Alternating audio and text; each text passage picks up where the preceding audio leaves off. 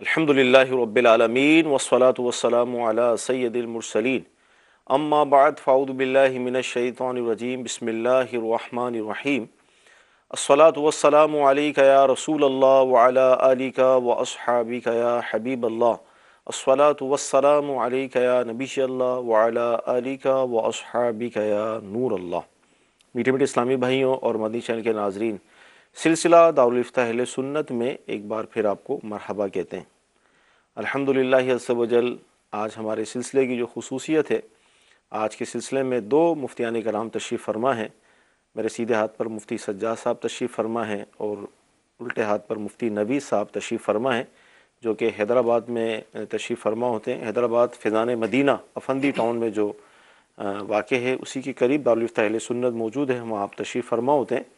اور ابھی یعنی کل آپ جس طرح دعوت اسلامی کے 104 شعبہ جات ہیں، تو اس میں ایک شعبہ ہے مجلس تحقیقات شرعیہ، جو جدید مسائل پر تحقیق کرتی ہے، امت کو جو درپیش ہیں، اس حوالے سے یہ علماء بیٹھتے ہیں، اس پر غور و فکر کرتے ہیں۔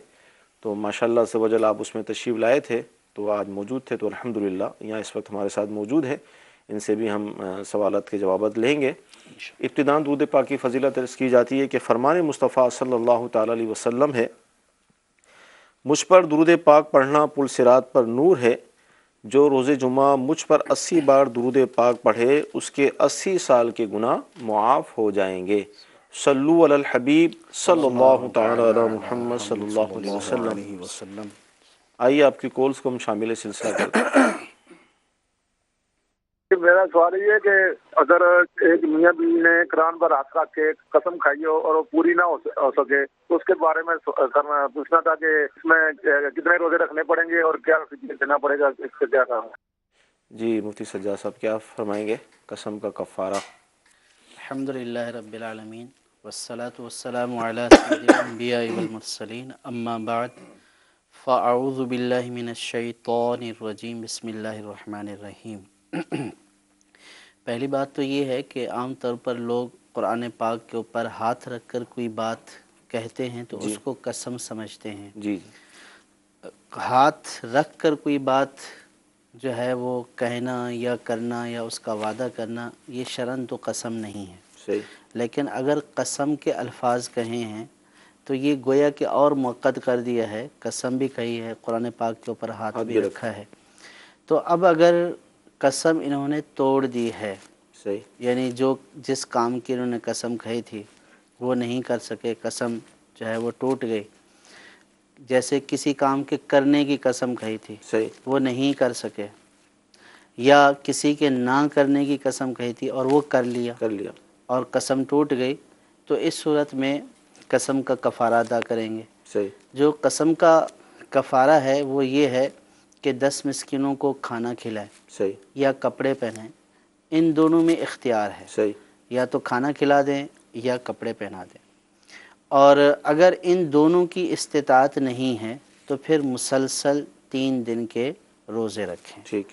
اب کھانے میں یہ ہے کہ اگر یہ ایک صدقہ فطر کی مقدار ایک شریف فقیر کو دے دیں گے اور اسی طرح ایک ایک کر کے 10 کو دے دیں گے، یعنی 10 جو شریف فقیر ہیں ان کو 10 صدقات فطر دے دیں گے، تو اس صورت میں ان کی جو کھانے کھلانے والی شرط ہے وہ پوری ہو جائے گی۔ جیسے 100 روپیہ جو ہے وہ ایک صدقہ فطر، مثلا ایک صدقہ فطر 100 روپیہ ہے، تو یہ 10 کو دے دیں، گویا کہ 1000 10 شرعی مسکینوں میں تقسیم کر دیں گے، فقیروں میں، تو اس صورت میں ان کی قسم کا کفارہ ادا ہو جائے گا۔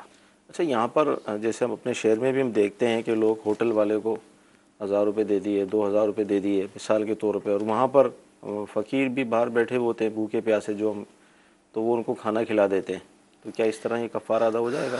کفارہ چاہے خود ادا کرے یا کسی کو اپنا وکیل بنائے، جی، دونوں صورتیں ہو سکتی ہیں۔ صحیح۔ لیکن اس بات کا لحاظ رکھنا ضروری ہے کہ وکیل اس کو بنائے کہ جس کے اوپر اس کو اعتماد ہو کہ یہ اس کی طرف سے کفارہ ادا کر دے گا۔ ٹھیک۔ اور پھر جس طرح ادائیگی کا طریقہ ہے یہ اس طریقے کے مطابق ادا کرے گا۔ صحیح۔ تو اگر کوئی ایسا معتمد ہوٹل والا ہے صحیح، کہ جس کو شرعی مسئلہ معلوم بھی ہے، صحیح، اس کو پتہ ہے کہ جس کو صبح کھانا کھلایا ہے اسی کو شام میں کھانا کھلانا ہے، صحیح، یعنی کھانا ایک دن اس کو کھانا کھلانے کا مطلب صبح اور شام کھانا کھلانا ہے، تو اسی کو کھانا کھلائے، تو اس صورت میں اگر 10 کو اس نے کھانا یوں کھلا دیا ہے تو اس کا کفارہ ادا ہو جائے گا۔ تو جو اس سارے مسائل کو جانتا ہے جی، یا اس کا جو طریقہ کار ہے وہ شرعی طریقہ کار کے مطابق ہے، اس کے بارے میں پتہ ہے، تو اس کو بھی دینے میں کوئی حرج نہیں ہے۔ صحیح۔ لیکن اگر ایسا اعتماد نہیں ہے یا اس کے بارے میں یہ پتہ ہے کہ یہ ان شرعی مسائل کی جو باریکیاں ہیں اس کا لحاظ نہیں رکھے گا، تو پھر کسی ایسے معتمد آدمی کو دینا چاہیے کہ جس کے بارے میں معلوم ہے کہ یہ تمام شرعی مسائل کو جانتے ہوئے میرے قسم کا کفارہ ادا کرے گا۔ ظاہر ہے کہ اگر اس کی قسم کا کفارہ ادا نہیں ہوا تو اس کے اوپر تو بوجھ باقی ہے، تو اس لیے یہ کسی ایسے معتمد آدمی کو دے، جیسے اہل سنت کے مدارس ہیں، جامعات ہیں، وہاں کے ناظمین کے پاس اپنی رقم جمع کرا دے کہ یہ قسم کے کفارے کی رقم ہے، تاکہ جو اس کو خرچ کرے تو اس کو پتہ بھی ہونا چاہیے کہ یہ فلاں مد کی رقم ہے اور مجھے اس طریقے سے اس کو خرچ کرنا ہے۔ تو بتا دینے سے امید ہے کہ انشاءاللہ جو اگر کسی صحیح معتمد عالم دین کو دے گا تو اس صورت میں وہ اس کی رقم کو اس کے صحیح مصرف میں صحیح طریقے سے استعمال کریں گے۔ ماشاءاللہ عز و جل، بہت پیارا ہمیں جواب ملا، اور مزید ہم نے سوال کر مسئلے کو اور واضح بھی کرنے کی کوشش کی تاکہ ہمارے معاشرے میں جو رائج صورتیں ہیں اس میں سے مزید وضاحت ہو جائے۔ جی اگلی کال لیں گے۔ عبدالسلام وہاڑی سے بات کر رہا ہوں سر، میرا سوال یہ ہے کہ کیا پینٹ میں نماز جائز ہے یا اس کے گھٹنوں کے اوپر کرنا موڑ کر وہ جائز ہے یا نہیں؟ جی نوید بھائی کیا ارشاد فرمائیں گے اس حوالے سے؟ الحمدللہ رب العالمین والصلاة والسلام علی سید المرسلین، اما بعد فاعوذ باللہ من الشیطان الرجیم، بسم اللہ الرحمن الرحیم۔ پینٹ میں نماز پڑھنا جائز ہے، اور بہتر یہ ہے کہ شلوار قمیض وغیرہ جو مسنون لباس ہے یا مستحب لباس ہے جی، اور مسلمانوں میں رائج لباس ہے، اس میں نماز پڑھی جائے۔ ٹھیک، البتہ اگر کسی نے پینٹ شرٹ میں نماز پڑھی ہے تو بھی ہو جائے گی۔ صحیح۔ اور دوسری جو چیز انہوں نے پوچھی ہے پینٹ کو فولڈ کرنا، جی، تو فولڈ کرنا یہ ممنوع ہے، اور اس کی وجہ سے نماز مکروہ تحریمی ہو جاتی ہے۔ ٹھیک، کہ حدیث پاک میں ہے کہ آپ صلی اللہ تعالی علیہ وآلہ وسلم نے ارشاد فرمایا، امرت ان اسجد علی سبعۃ اعظم ولا اکف ثوبا ولا شعرا، کہ مجھے حکم دیا گیا ہے کہ میں 7 ہڈیوں پہ سجدہ کروں اور نہ ہی کپڑے لپیٹوں اور نہ ہی بال لپیٹوں۔ صحیح۔ تو نماز کے اندر یہ کپڑے لپیٹنا، سمیٹنا یا فولڈ کرنا یہ نماز کو مکروہ تحریمی کر دیتا ہے، اور اس کی وجہ سے نماز واجب الاعادہ ہو جاتی ہے۔ اچھا، بعض اوقات یہ ہوتا ہے کہ از خود ہم یہ بنا لیتے ہیں یار مجبوری ہے، مجبوری میں تو کام جائز ہوتا ہے، تو پینٹ جو ہوتا ہے بعض اوقات اس کو فولڈ کرنا ضروری ہو جاتا ہے، اگر فولڈ نہیں کریں تو شاید پرابلم بڑھ جائے، تو کیا یہاں یہ چلے گا فارمولہ مجبوری والا؟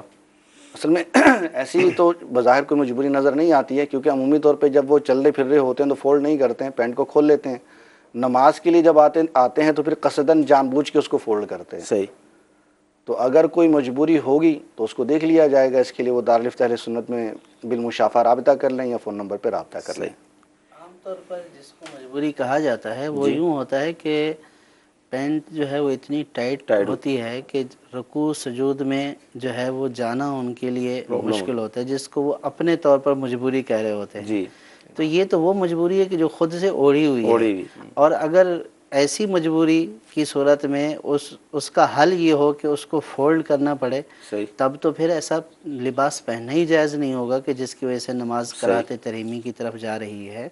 تو یہ کہ آپ ایسا لباس پہنیں کہ جس کی وجہ سے آپ کو نماز میں کسی ناجائز کام کا ارتکاب کرنا پڑے، جس کی وجہ سے آپ کی نماز کراہت تحریمی کی طرف چلی جائے، اور پھر یہ بولیں کہ ہماری مجبوری ہے، تو جو عمومی مجبوری بیان کی جاتی ہے اس کے حوالے سے میں نے عرض کر دی۔ اگر کوئی اس کے علاوہ مجبوری ہے تو اس کو بیان کرنے کے بعد ہی اس کا شرعی حکم بتایا جا سکتا ہے۔ جی ماشاءاللہ، یہ مسئلہ بھی واضح ہو گیا اس حوالے سے کہ از خود ہم کسی کو مجبوری نہیں کہیں گے، ظاہر ہے اس سے علماء سے ہمیں رابطہ کرنا ہوگا، پھر واضح ہوگا معاملہ۔ اچھا اگلی کال لیں گے۔ محمد آصف اتاری خانوال سے، مفتی صاحب کی بارگاہ میں میرا یہ سوال عرض ہے کہ منت کی شرعی حیثیت کیا ہے؟ اصل شرعی منت کسے کہتے ہیں؟ اور جو ایسے کہتے ہیں کہ یا اللہ میرا فلاں کام ہو جائے، میں اتنے کی نیاز فلاں دربار پہ لگاؤں گا، تو اس کے بارے میں کیا شرعی احکامات ہیں؟ برائے کرم ارشاد فرما دیجیے۔ السلام علیکم ورحمۃ اللہ وبرکاتہ۔ وعلیکم السلام ورحمۃ اللہ وبرکاتہ۔ منت ایک تفصیلی جواب بنے گا اس کا بھی ذرا؟ جی، منت حقیقتاً تو یہ ہے کہ جو کام بندے پر لازم نہیں ہے بندہ وہ کام اپنے اوپر لازم کر لے، ٹھیک، اور وہ اس کے لیے الفاظ بولے، اللہ تبارک و تعالیٰ سے وعدہ کرے کہ اگر میرا یہ ہو جائے تو یا رب کریم میں پھر یہ کروں گا۔ صحیح، تو اس نے گویا کہ یہ الفاظ بول کر اپنے اوپر کسی چیز کو لازم کر لیا، اور اس کا ثبوت جو ہے وہ قرآن سے بھی ہے، احادیث سے بھی ہے۔ اللہ تبارک و تعالیٰ نے مومنین کے اوصاف میں سے یہ بیان کیا ہے کہ جو اپنی نظر کو پورا کرتے ہیں، صحیح، کیونکہ اس نے گویا کہ اللہ تبارک و تعالیٰ سے ایک وعدہ کیا ہے کہ یا رب کریم یہ ہو جائے تو پھر میں ایسا کروں گا۔ تو اب جب اس وعدے کو کیا ہے، اپنے اوپر لازم کیا ہے، تو پھر اس صورت میں اس کو پورا کرنا اس کے اوپر ضروری ہوگا۔ جی، پھر نظر جو ہے، یہ منت یا نظر یہ دو طرح کی ہوتی ہے، صحیح، ایک جو ہے وہ عرفی ہوتی ہے اور ایک شرعی ہوتی ہے۔ صحیح، شرعی یہ ہے کہ نماز جو ہے وہ یعنی کہ نوافل پڑھنے کی منت مانی، صحیح، عمرہ کرنے کی منت مانی، حج اس کے اوپر فرض نہیں تھا، حج کرنے کی منت مانی، صحیح، اسی طرح روزہ رکھنے کی جو عبادات کی منتیں ہیں، جی، کہ بندے کے اوپر جو واجبات کی جنس میں سے جو چیزیں ہیں ان کو اپنے اوپر لازم کر دیا، تو اسی صورت میں اس منت کو پورا کرنا لازم ہوگا۔ صحیح، جیسے اگر کسی نے یوں منت مانی کہ اگر میرا فلاں رشتہ دار مرض سے صحت یاب ہو جائے، والد صاحب صحت یاب ہو جائیں، والدہ صحت یاب ہو جائیں، تو میں اللہ کی رضا کے لیے فرض کیا کہ 10 نوافل پڑھوں گا، صحیح، اور اللہ تبارک و تعالیٰ کے کرم سے صحت یابی ہو گئی، تو اب اس کے اوپر یہ جتنے اس نے نوافل مانے ہیں منت کے طور پر، یہ اس کے اوپر پڑھنا لازم ہو گئے۔ صحیح، یا اسی طرح اس نے یہ منت مانی کہ اگر میرا یہ کام ہو جائے تو میں اللہ تعالیٰ کے راستے میں صدقہ کروں گا، صحیح، تو جس چیز کے صدقہ کرنے کو اس نے لازم کیا ہے اپنے اوپر، تو وہ کام ہو جانے کے اوپر اس کا صدقہ اب اس کے اوپر واجب ہو چکا ہے۔ صحیح، اور ایک وہ منت ہوتی ہے کہ جو شرعی تو نہیں ہوتی ہے لیکن عرفاً اس کو منت کہا جاتا ہے، اس کا بھی پورا کرنا اس اعتبار سے تو ضروری ہے کہ اس نے ایک عہد کیا ہے، ایک اچھے کام کا ارادہ کیا ہے، تو اب اس کو پورا کرے۔ جیسے میں جو ہے وہ کسی مزار کے اوپر جا کر وہاں کھانا بانٹوں گا، یا کسی نے جیسے یہ منت مانی کہ میں 3 دن مدنی قافلے میں سفر کروں گا، اور جو سائل نے پوچھا کہ فلاں مزار کی تعمیرات کروں گا، تو یہ اس طرح کی منتیں ہیں، تو یہ عرفی اعتبار سے منتیں کہلاتی ہیں۔ یہ اگرچہ واجب نہیں ہوتی ہیں لیکن پھر بھی بہتر یہ ہے کہ جو اس نے نیت کی ہے اچھے کام کی، اس کو پورا کرنے کی وہ ہر ممکن طریقے سے کوشش کرے۔ لیکن اگر ایسا ہے کہ اس کو پورا نہیں کر سکا تو اس کو گناہگار نہیں کہیں گے۔ لیکن شرعی منت اگر اس نے ترک کر دی، اس کو پورا نہیں کیا، تو اس صورت میں اس نے واجب کا ترک کیا اور گناہگار بھی ہوگا۔ اس حوالے سے کیا فرمائیں گے کہ بعض اوقات کہتے ہیں نا بندہ جذبات میں آ جاتا ہے کسی بھی معاملے کے اندر، اور پھر وہ ایسی منت، ایسے الفاظ ادا کرتا ہے کہ جس کا بظاہر پورا کرنا اس کے لیے ممکن نہیں ہوتا۔ مثال کے طور پہ وہ یہ کہے کہ اب میں ساری زندگی کے روزے رکھوں گا، یا اس طرح کے، تو اگر اس حوالے سے کیا فرمائیں گے؟ منت کرتے وقت بھی تھوڑا غور و فکر کرے یا جذبات میں آ کر؟ دیکھیں کہ ایک اعتبار سے انسان اپنے اوپر ایک یعنی کہ جو چیز اللہ تعالیٰ نے لازم نہیں کی وہ اس کو لازم کر رہا ہے، تو ایک اعتبار سے وہ اپنے اوپر بوجھ ڈال رہا ہے۔ عبادت کے اعتبار سے بوجھ نہیں ہے، لیکن جو چیز لازم نہیں ہے اس کو لازم کر رہا ہے۔ تو اب یہاں جب منت مان رہا ہے تو اس میں جذباتی پن سے اگر کام لے گا تو گویا کہ اپنے آپ کو اس کام کا اس نے مکلف کیا ہے کہ جو لازم نہیں تھا گویا کہ اپنے اوپر اس نے لازم کر لیا ہے، تو اس کو اس بات کے اوپر خوب غور و فکر کرنا چاہیے، اور منت اس بات کی ماننی چاہیے کہ جس کو یہ پورا بھی کر سکے، اور یہ سمجھنا چاہیے کہ یہ صرف باتیں نہیں ہیں، اس کلمات کہنے کی وجہ سے وہ چیز اس کے اوپر لازم ہو رہی ہے، اور پھر پورا نہ کرنے کا جو ثمرہ ہے، جو نتیجہ ہے، وہ گناہ کی صورت میں ہو رہا ہے، صحیح، تو گناہ گار ہوگا۔ صحیح، تو اب جیسے بہت سارے لوگوں کی جو ہے وہ ہوتی ہے عادت کہ بعض لوگ بکرا مان لیتے ہیں، صحیح، کوئی تھوڑی سی پریشانی ہے، بکرا دوں گا اللہ تعالیٰ کی راہ میں یہ ہوگی۔ بعض جو ہے وہ نوافل، بعض جو ہے وہ 100 200 400 نوافل، جی، اور پھر پڑھنا مشکل ہو مشکل جاتا ہے۔ تو اس بارے میں جذبات میں جانے سے پہلے بندہ اللہ تبارک و دیکھے، یعنی غور کرنا چاہیے کہ یہ وعدہ کس سے کر رہا ہے، صحیح، کس اللہ سے کس وعدہ ہو رہا ہے، ذات سے وعدہ کر رہا ہے، اللہ تبارک و تعالیٰ سے وعدہ کر رہا صحیح، ہے۔ تو اب اپنے دل کے اوپر بھی غور کریں، صحیح، کیا معاذ اللہ گویا کہ یہ اللہ تبارک و تعالیٰ کو دھوکہ دینا چاہ رہا ہے؟ استغفر، تو یہ اس لیے کر رہا ہے کہ یا رب کریم میں یہ کرنا چاہ رہا ہوں، میری یہ حاجت پوری ہو جائے۔ صحیح، جب رب کریم سے وعدہ کر رہا ہے تو سوچے، سمجھے، غور کرے کہ میں وہ چیز بولوں کہ جس کو میں کل ادا بھی کر سکوں گا، صحیح، جس کی ادا کرنے کی طاقت ہی نہ ہو تو وہ وعدہ نہ کرے۔ صحیح، وہ انسانوں سے بھی نہیں کرنا چاہیے، صحیح، چہ جائے کہ رب کریم کی اللہ بارگاہ میں ایسے جو ہے وہ کلمات کہے کہ جس کو بعد میں پورا نہ کر سکے۔ تو اس لیے اس بات کے اوپر اچھی طرح غور و فکر کرنا چاہیے کہ میں اس کو کس حد تک ادا کر سکتا ہوں۔ صحیح، اگر ادا کر سکتا ہے تو پھر ایسا کرے، اگر ادا نہیں کر سکتا تو پھر خواہ اپنے آپ کو گناہ میں مبتلا نہ کرے۔ حدیث شریف کے ناظرین، بعض اوقات دوستوں کی مجلسوں میں، بیٹھکوں میں اس طرح کے جملے ادا کر دیے جاتے ہیں، اس طرح کی بات ہنسی مذاق میں کر دی جاتی ہے، اور بھی آپ نے سن بھی لیا کہ بالفرض اگر سنجیدگی بھی ہو، سیریس بھی ہوں، پھر بھی کسی چیز کو اپنے اوپر لازم اگر کر رہے ہیں تو اچھی طرح غور و فکر کر لیں کہ وہ کیا ہم کر سکتے ہیں یا نہیں۔ اس حوالے سے بھی مفتی صاحب نے ہماری رہنمائی فرمائی۔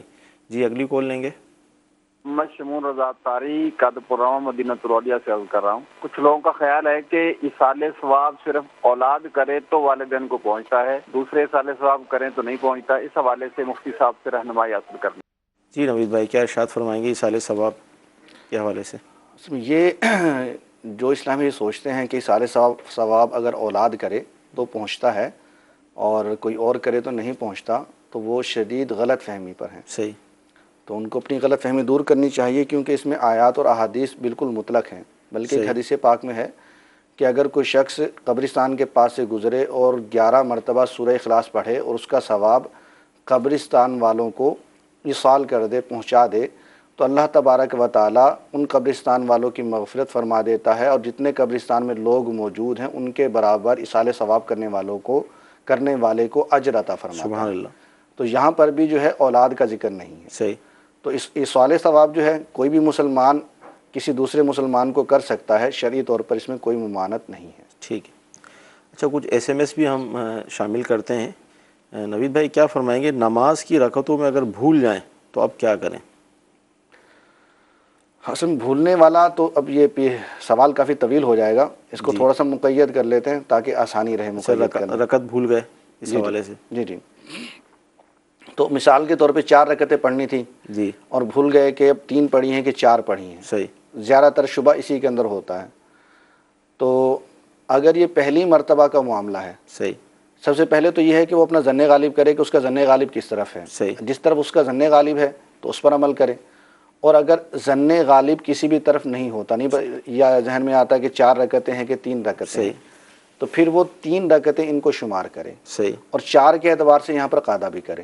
صحیح، ٹھیک ہے، 3 رکعتیں شمار کرے، پھر قاعدہ بھی کرے، پھر اس کے بعد چوتھی رکعت بھی پڑھے، اور اس کے بعد بھی قاعدہ کرے، ٹھیک، اور پھر اس کے بعد آخر میں سجدہ صاحب کرے، اور یوں اس کی نماز مکمل ہو جائے گی۔ ٹھیک۔ سجاد بھی کیا ارشاد فرمائیں گے کہ جو ہم سردیوں کے اندر جیکٹ پہنتے ہیں، جرسی پہنتے ہیں، مختلف چیزیں، کوٹ وغیرہ بھی پہنے جاتے ہیں، تو نماز کی حالت میں اس کے بٹن لگانا یا زپ لگانا ضروری ہے، یا ایسی کھلا اگر وہ ہو تو ہم نماز پڑھ لیں؟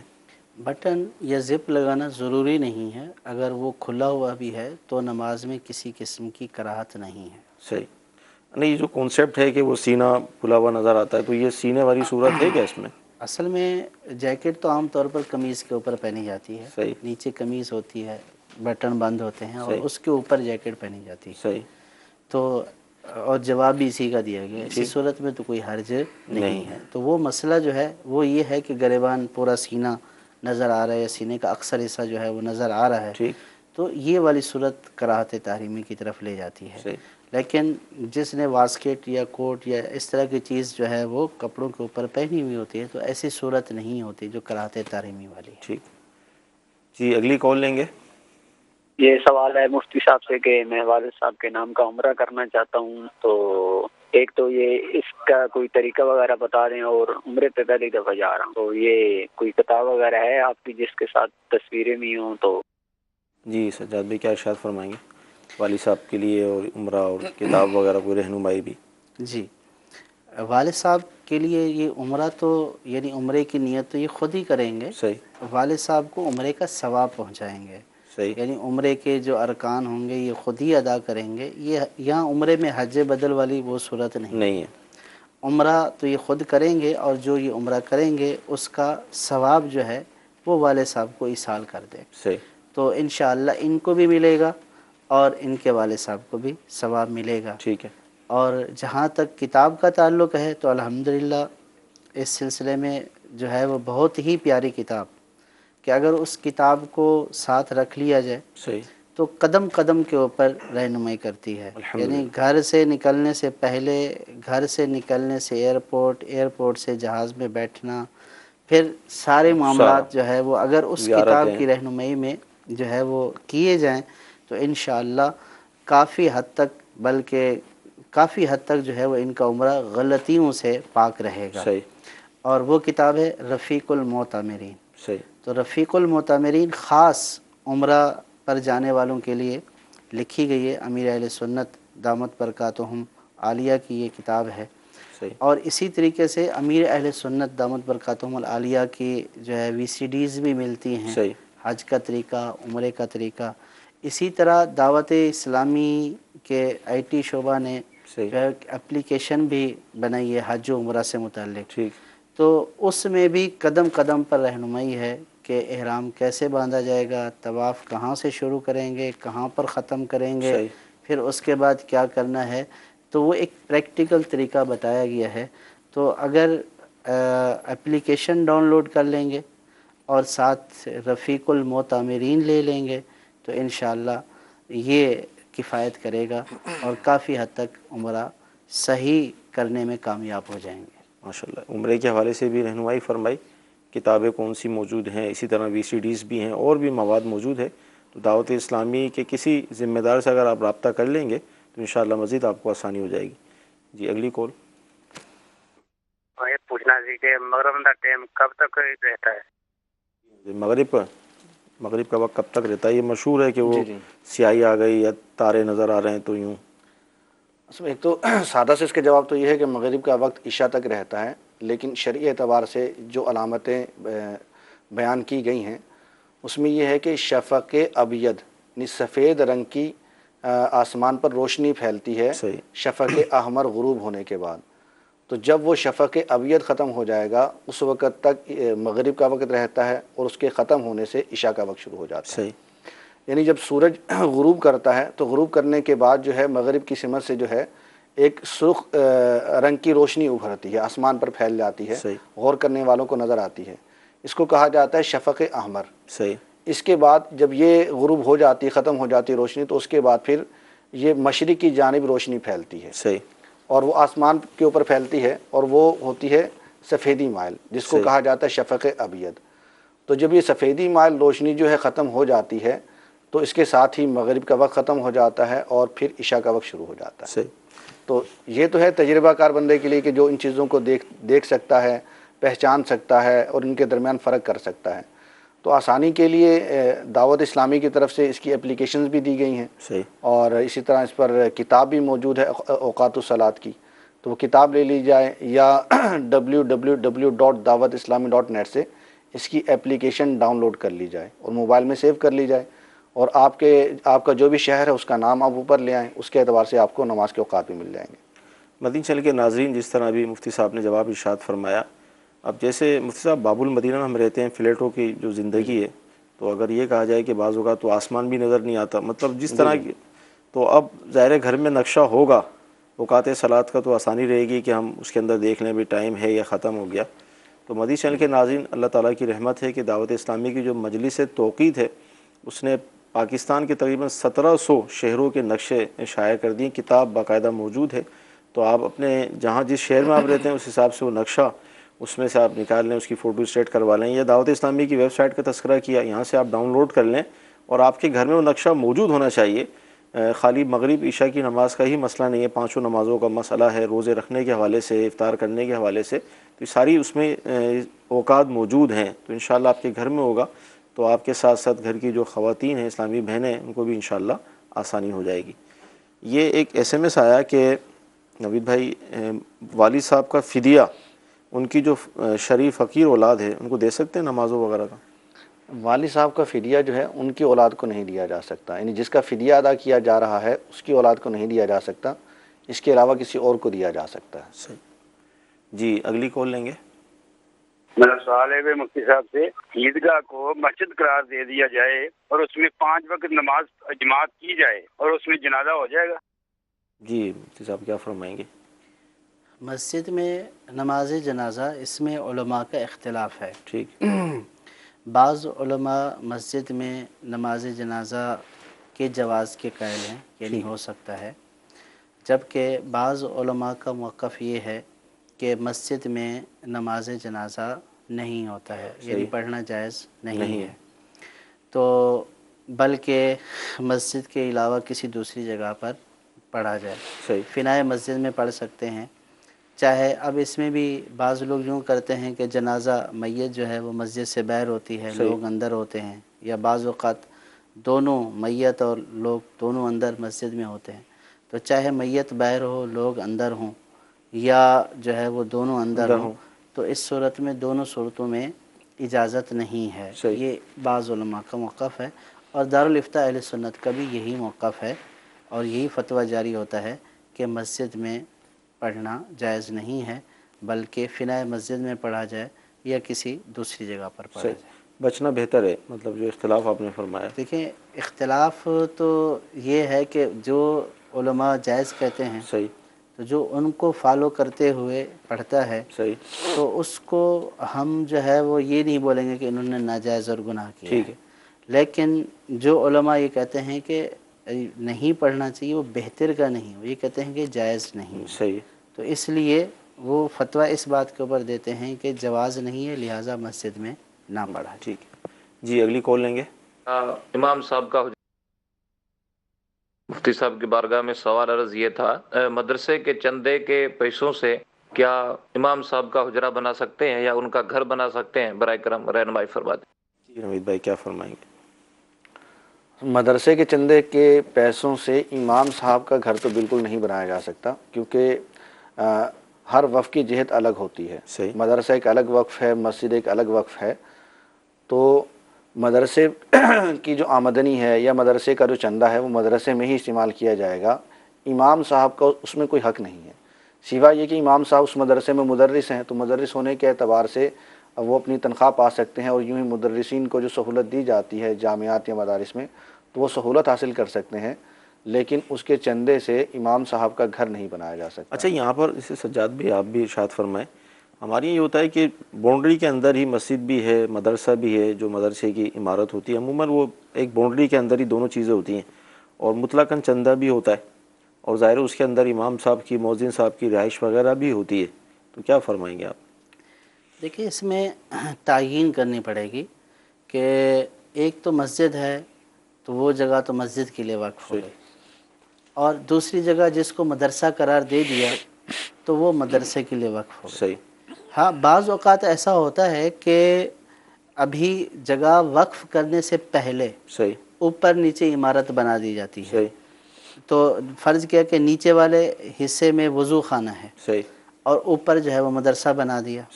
ایک تو یہ کہ پہلے سے وضو خانہ ہے، یعنی اس فنائے مسجد وہ قرار دیا جا چکا ہے، اب اوپر مدرسہ بنانا ہی جائز نہیں ہے، کہ فنائے مسجد میں مدرسہ بنانا جائز نہیں ہے، وہ مسجد کے مسالے کے لیے اور ہمیشہ مسجد کے مسالے کے لیے استعمال ہوگا۔ اور دوسری صورت جس کا میں نے پہلے ذکر کیا کہ ابھی جو جگہ وقف کرنا چاہتا ہے اس نے وقف کیا نہیں، اس نے پہلے سے ایک عمارت بنا دی، 2-3 پورشن بنا دیے، نیچے والا پورشن مسجد کو دے دیا اور اوپر والا کو مدرسے کے لیے وقف کر دیا، نیچے مسجد کے لیے وقف، اوپر مدرسے کے لیے وقف۔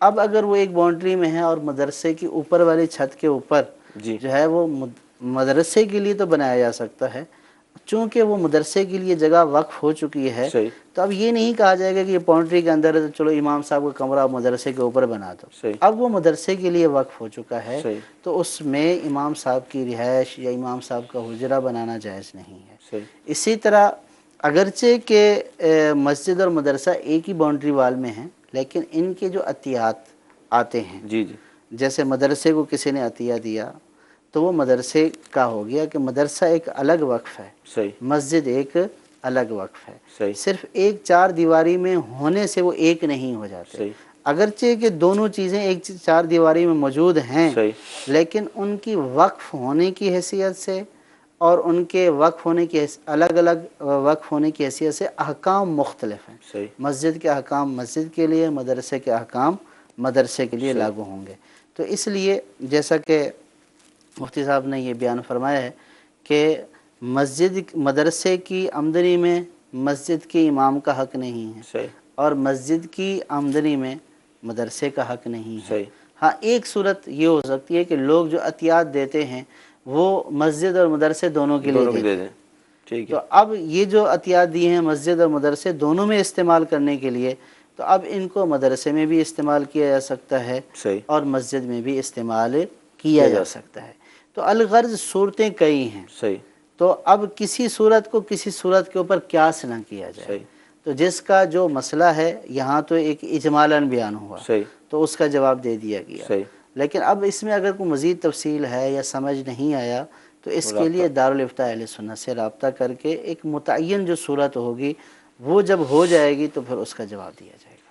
مدنی چینل کے ناظرین، جو بالخصوص ہماری مسجد کی کمیٹیاں ہیں اس حوالے سے بڑی احتیاط کرنی چاہیے۔ از خود فیصلے کر لیتے ہیں، از خود تبدیلیاں کر دیتے ہیں، اور چندے کا جو استعمال ہے جو اس کے تقاضے ہیں، ظاہر اس موضوع پر ہم گفتگو تفصیلی نہیں کر سکیں گے، ظاہر موضوع یہ ہے بھی نہیں، تو ضمناً کچھ عرض کیا گیا۔ تو چندے کے بارے میں سوال جواب یہ کتاب ہے اہل سنت کی، اس کا مطالعہ کیجئے تاکہ یقیناً آپ مسجد کی جو خدمت کر رہے ہیں، کمیٹی میں آپ ہیں، تو آپ کی نیت ثواب کی ہی ہے، لیکن ثواب جبھی ملے گا جب وہ کام شریعت کے مطابق ہوگا۔ اللہ نہ کرے کسی کے پیسے کا غلط استعمال ہو گیا، یعنی غلط استعمال یہ ہوا کہ اگر اس نے مسجد کے لیے دیے تھے آپ نے مدرسے میں لگا دیے، مدرسے کے لیے دیے تھے آپ نے مسجد میں لگا دیے، جس طرح بھی مفتی صاحب نے فرمایا، تو یہ غلط ہی ہوا، اور ظاہر اس پہ پھر تاوان کی صورتیں بھی بنتی ہیں، توبہ کی صورتیں بنتی ہیں، بہت کچھ ہوتا ہے۔ تو لہذا میں تو یہ عرض کروں گا کہ جو بھی کمیٹی میں ہیں ابتداءً شرعی رہنمائی لیں اپنے کام کے حوالے سے، پھر آگے بڑھیں گے تو انشاءاللہ برکتیں بھی ملیں گی اور ثواب بھی ملے گا۔ جی اگلی کال۔ جی میرا نام محمد دلدار خان ہے، میں لاہور سے بات کر رہا ہوں۔ میرا مفتی صاحب سے یہ سوال ہے کہ ہمارے مکان کی بیک سائڈ پہ قبرستان ہے، اوپر والی منزل پہ شیڈ نکال کے اوپر واش روم بنا سکتے ہیں یا نہیں؟ برائے مہربانی رہنمائی فرمائیں۔ جی مفتی صاحب کیا فرمائیں؟ جو وقف کے احکام ہیں جی اس کے مطابق تو یہ ہے کہ جو وقف ہے، مسجد ہے، مدرسہ ہے یا قبرستان یا کوئی بھی وقف ہے، تو اس میں ذاتی تصرف کرنے کی اجازت نہیں ہوتی ہے۔ ٹھیک ہے۔ تو جیسے اگر ان کے گھر کے پچھواڑے کی طرف کسی کا گھر ہوتا صحیح، تو یہ اپنا شیڈ ہرگز اس طرف نہیں نکال سکتے تھے۔ صحیح۔ تو اسی طرح جو قبرستان ہے تو وہ ایک وقف جگہ ہے، صحیح۔ تو اب اس میں شیڈ نکالنا یہ بھی گویا کہ اس میں تصرف کرنا ہے۔ ٹھیک ہے۔ تو وقف میں ایسے تصرف کی اجازت نہیں ہوتی ہے، تو لہٰذا یہ تو اس سے آگے کی بات پوچھ رہے ہیں، اس طرح واش روم بنائیں یا نہ بنائیں۔ ہم اس سے پہلے کی بات کر رہے ہیں کہ واش روم بنانا تو بعد کی بات ہے، شیڈ نکالنا بھی جائز نہیں ہے۔ اگر اس شیڈ کے نیچے والی جگہ قبرستان کی ہے، قبرستان کے لیے وقف ہے، تو پھر جو ہے وہ شیڈ نکالنا بھی جائز نہیں ہے، جو شرعی اصول و ضوابط وقف کے بیان کیے فقہا نے اس کے مطابق۔ اور اگر گلی ہے تو گلی کی طرف نکالنے میں کوئی حرج نہیں ہے، اور پھر قانون کا لحاظ رکھا جائے، قانون کا لحاظ رکھا جائے، اور پھر قانونی اعتبار سے قانون جہاں پہ اجازت دے کہ شیڈ کے اوپر واش روم وغیرہ یا اس طرح کی چیز بنائی جا سکتی ہے یا نہیں، تو اس کا بھی لحاظ رکھا جائے۔ صحیح۔ جی آخری کال ہم سلسلے میں شامل کریں گے۔ میرا جی مفتی صاحب سے سوال ہے کہ جس وقت ہم یعنی کہ میت کو کندھا دیتے ہیں تو یعنی کہ یہ کلمہ شہادت پڑھتے ہیں، یہ ٹھیک ہے؟ جی آپ کیا فرمائیں گے؟ ہاں، کلمہ شہادت پڑھنا ٹھیک ہے اور بہت اچھی چیز ہے یہ، کیونکہ شہادت کے اندر دو چیزیں ہوتی ہیں، ایک تو توحید ہوتی ہے اور دوسری آپ صلی اللہ تعالیٰ علیہ وآلہ وسلم کی رسالت کی گواہی ہوتی ہے، اور قبر میں مردے سے ان کے بارے میں سوالات بھی ہوں گے۔ صحیح۔ تو یوں یہ بات تلقین کے جو مردے کو کی جاتی ہے تلقین، اس کے بالکل قریب ہو جاتی ہے، گویا کہ تلقین کی طرح ہی ہو جاتی ہے۔ اور دوسرا جن کو شبہ ہوا ہے کہ وہ چارپائی اٹھاتے ہوئے یا میت کو اٹھاتے ہوئے کلمہ شہادت پڑھتے ہیں، تو اصل پڑھنا اس لیے نہیں ہوتا ہے، اس کی بھی ایک تاریخ ہے دراصل۔ صحیح۔ اولاً تو یہ ہے کہ میت کے ساتھ جائیں تو خاموشی کے ساتھ چلیں، خشوع و خضوع کے ساتھ چلیں، اپنی آخرت کو یاد کرتے ہوئے، اپنی موت کو یاد کرتے ہوئے چلیں، اور دل میں اللہ تبارک و تعالیٰ کو یاد کرتے ہوئے چلیں۔ جنازے کا ادب یہی ہے، لیکن مرور زمانہ سے وقت گزرا، صحیح، تو لوگوں نے کیا کرنا شروع کر دیا کہ انہوں نے جنازے کے اندر دنیا کی باتیں کرنا شروع کر دی۔ اب چند ایونٹس ایسے ہوتے ہیں کہ جن میں لوگ جمع ہوتے ہیں، جن میں ایک شادی کا ایونٹ بھی ہے تو ویسے ہی میت کا ایونٹ بھی ہے۔ صحیح۔ تو اس ایونٹ پر بہت سے لوگ ایسے ہوتے ہیں جن کی سالوں بعد ملاقات ہوتی ہے، اور وہ میت کو بھول کر اپنی خوش گپی میں مصروف ہو جاتے ہیں، اور بھی سناؤ کیا حال ہے تمہارا، کہاں رہے تھے، کیا کیا، کیا کاروبار کرتے ہو، بچے کتنے ہو گئے۔